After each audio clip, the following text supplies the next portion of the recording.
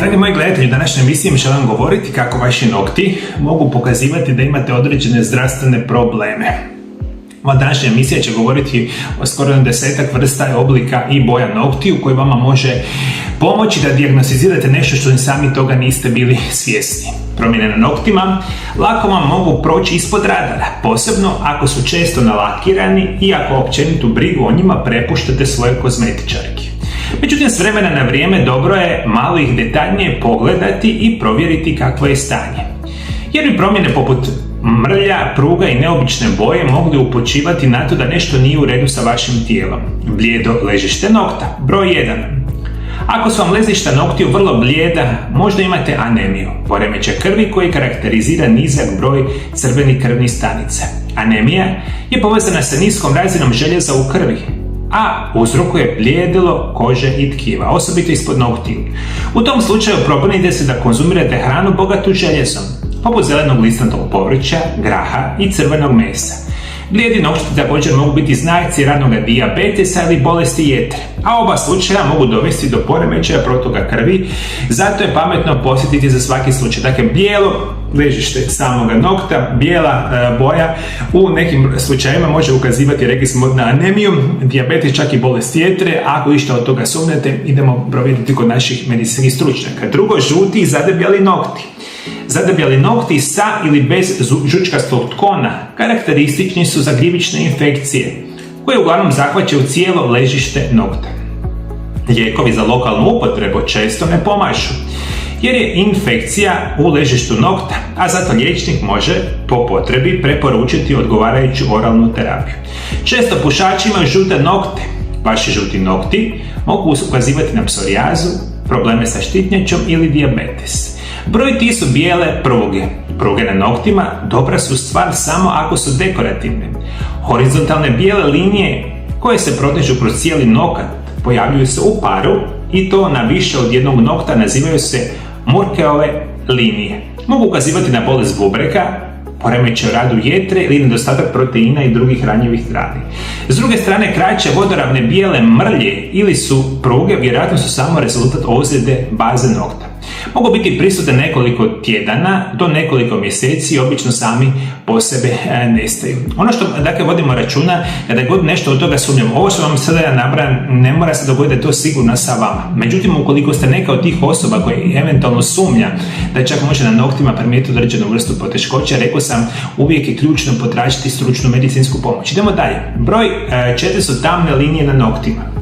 Čak i ako svaki mjesec marljivo provjeravate imate li na koži sumnjivih madeža, vjerojatno zanemarujete svoje nokte. Mjesto na kojem opasni melanom često prolazi nezapaženo. Obratite pažnju jer tamno smeđe mrle, okomite linije na ležištu nokta da nikada ne smiju se zanemariti jer mogu biti znak melanoma. 5. Udubljenje i uzdužne brazde na noktima. Udubljenja ili male pukotine na noktima često su povezane psorijazom, upalnom bolešću koja uzrokuje pojavu ljuskavih ili crvenih mrlja po cijelom tijelu. Ove promjene na noktima uzrokovane su nakupljanjem stanica na ležištu nokta, koje ometaju linearni normalan rast noktiju.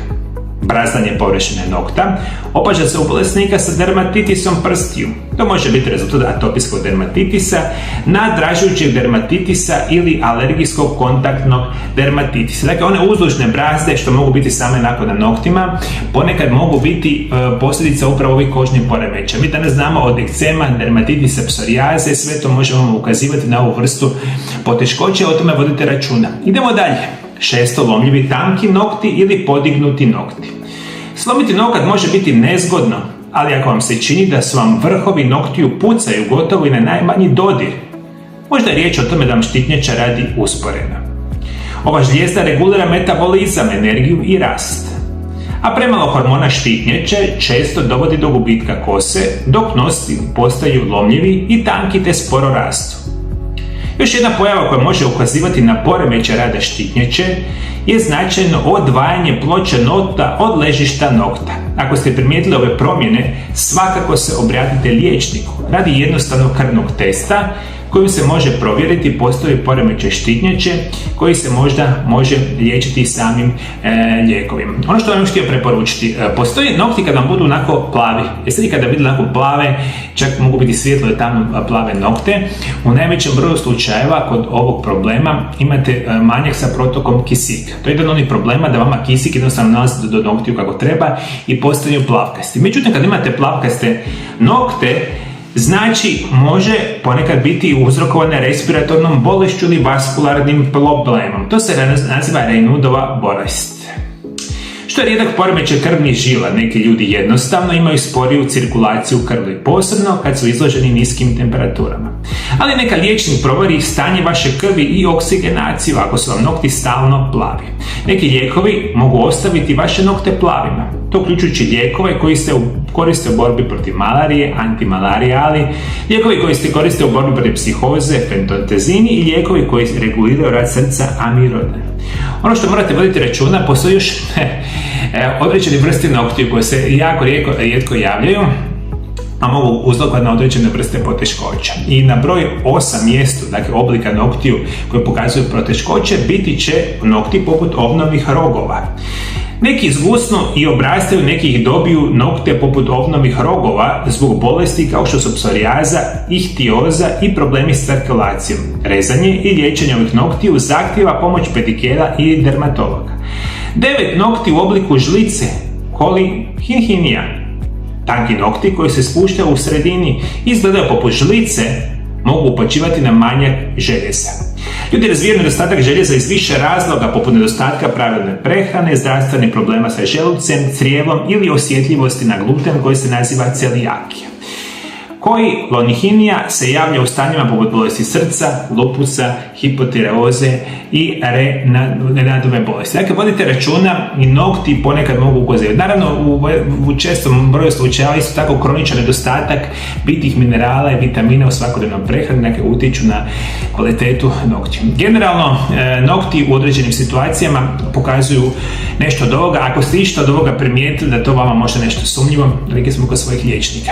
A svi vi moji dragi gledatelji, ukoliko ste vi imali određene promjene na noktima i da ste vi nekada dobili nekakvu dijagnozu, neke određene vrste bolesti, molim vas pišite dolje ispod video zapisa. Cijeli svijet vas gleda, svi ljudi čitaju komentare ispod video zapisa i bilo bi lijepo da vi vaša iskustva prenesete svima nama. Pišite, komentirajte kako je vaši nokti su možda pokazivali određene vrste problema. Pomozite i meni, a pomozite bilo koje osobi diljem svijeta.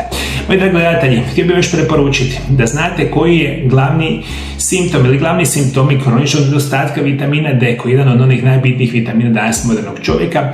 Taj video zapis možete pogledati ovdje pored mene. Hvala još jednom. Bog vas blagoslovio, kao i uvijek Bog blagoslovio i vašu obitelj, moji dragi gledatelji.